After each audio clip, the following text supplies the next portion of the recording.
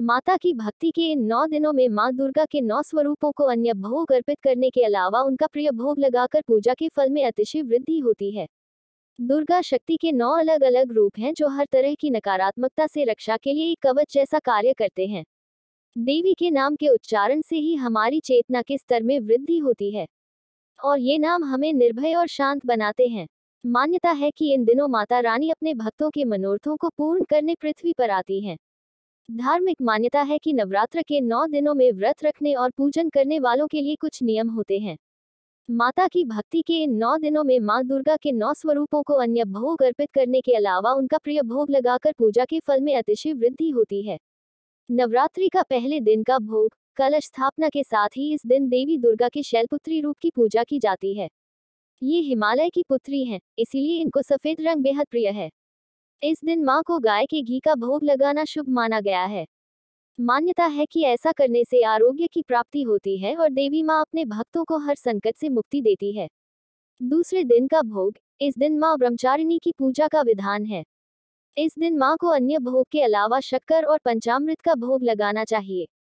मान्यता है कि यह भोग लगाने से माँ दीर्घायु होने का वरदान देती हैं। इनके पूजन अर्चना से आपके व्यक्तित्व में वैराग्य, सदाचार और संयम बढ़ने लगता है। तीसरे दिन का भोग इस दिन माँ चंद्रघंटा के स्वरूप की होती है।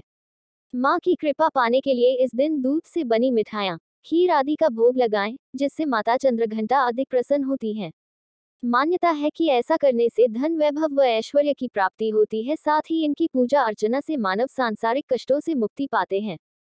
चौथे दिन का भोग नवरात्र के चौथे दिन माँ कूष्मांडा की पूजा अर्चना की जाती है और माता को मालपुए का भोग लगाया जाता है।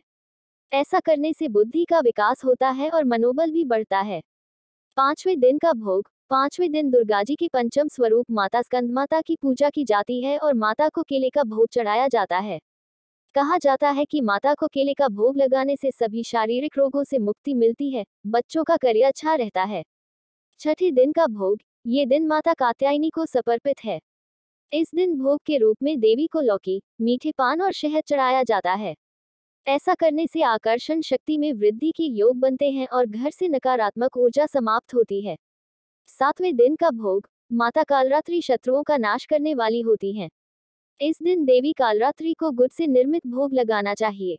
मान्यता है कि इस दिन ये भोग लगाने से माँ रोग व शोक से मुक्ति देती है और घर में सकारात्मक ऊर्जा का वास होता है। आठवें दिन का भोग नवरात्रि का अथवा दिन दुर्गा के महागौरी स्वरूप की पूजा होती है। माता महागौरी को नारियल का भोग बेहद प्रिय है, इसीलिए नवरात्रि के 8वें दिन आप भोग के रूप में नारियल चढ़ाएं।